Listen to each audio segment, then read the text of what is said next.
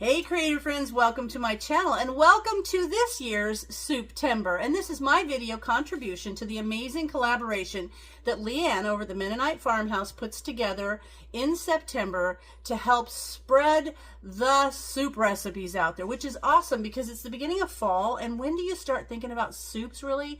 I could eat soups all year long, every single day. It's one of my favorite things. But it seems that fall and winter is just like that comfort food soup time. So this is your opportunity to get a whole bunch of really awesome soup recipes. That being said, there's a whole bunch of channels participating. And if you look down in the description, there will be the name and the link to all the channels. Now, I got the email and I want to read this off specifically for you because what you're going to want to do is make sure that you visit each of the channels that you like and subscribe so that you get some awesome information through every time they post a video. You'll get that. But when you see the Soup-tember video, you want to make sure you watch the whole thing and make a comment, and it should be a thoughtful and original comment about the video's content, not just like an emoji or, you know, like heart. You want to make sure that you make a comment. Why? Because there is going to be an awesome live stream giveaway, and I want to read this to you so that I get it all correct. So there will be a live stream giveaway on October 3rd at the Mennonite Farmhouse channel. The giveaway will begin at 6 Eastern, which is 5 Central, 4 Mountain, and 3 Pacific time. The grand prize will be a $100 gift card. The winner will be able to choose from an Amazon or a Visa gift card, and the gift card winners will be chosen using the random comment picker tool. The way that works is it randomly picks one of the videos that's on the playlist. By the way, there will be a playlist for all this. And then it picks a random comment from that video, and that is the winner. But throughout the live stream, Leanne says that there will be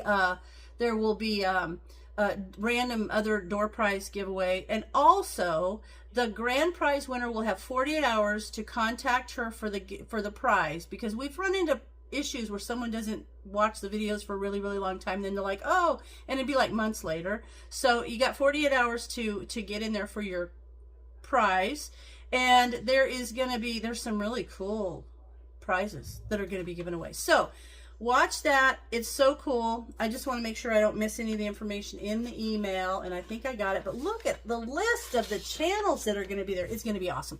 Then for my video, I decided I wanted something. I could eat any kind of soup, like chicken and noodle, chicken and rice. I could eat any kind of soup, but I wanted something thicker, like more not of just a brothy soup, more that's something that's just a thicker. And I often take like things like stews and soups, and I'll put them on rice to kind of change them a little bit.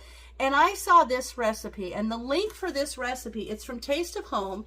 It is the slow cooked jambalaya. It is online. So in the description, not only will there be all the channels that are participating, but the link to this exact recipe will be there. So real quick, let me get you set up so that you can see the ingredients and we'll put it together. It's a slow cooker thing. So you throw it in the slow cooker and you eat it later. It's awesome. All right, I've got all my ingredients laid out except for the shrimp. There's going to be 1 pound of cooked medium shrimp.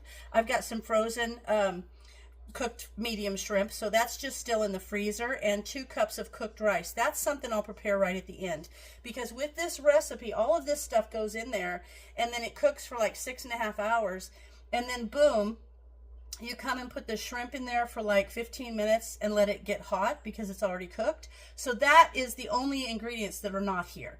Other than that, I've got 1 pound, well, I've got my 4-quart slow cooker here, and I'm going to put this on 4-quart, and I'm going to put it on high. There we go. So that's all set. This is an interesting slow cooker. It's from Hamilton Beach. It's got 3 different inserts for different 2, 4, and 6-quart, and this is an awesome slow cooker. I love this slow cooker. So I've got that. So and this is going to take 1 pound of the Polish sausage sliced. I've got that. A 1/2 pound of boneless, skinless chicken breast cut into 1-inch cubes. I've got a little more than a 1/2 pound, but that's not going to hurt anything.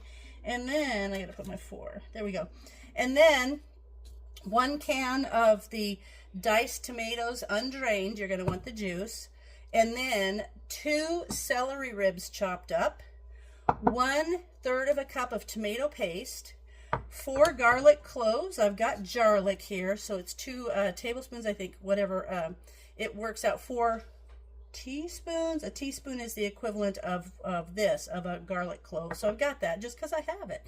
Now, spices wise, I have a tablespoon of dry parsley flakes, 1.5 teaspoons of dried basil, 1 teaspoon of cayenne pepper, 1/2 teaspoon of salt, 1/2 teaspoon of dried oregano.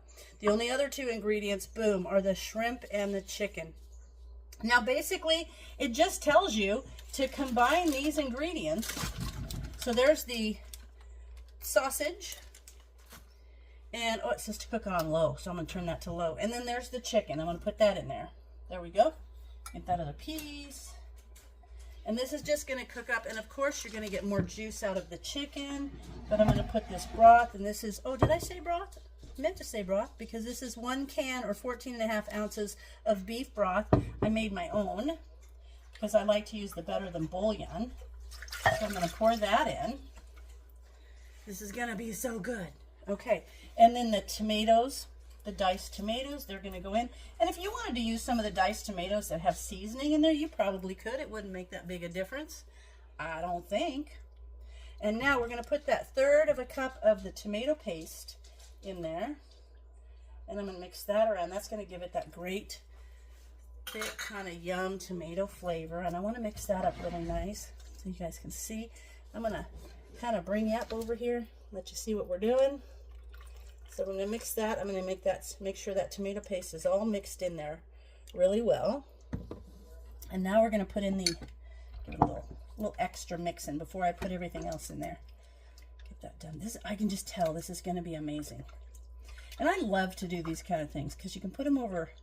I'm going to put it in a big bowl over the rice. It's going to be so good. Okay, now I'm going to put the garlic in there. The jarlic, I know some people just are not believers in garlic, but I think it's pretty handy. And there's my celery. And then all the herbs and spices right here. And if you're not a person that likes hot, you could leave out that cayenne pepper. That won't hurt anything.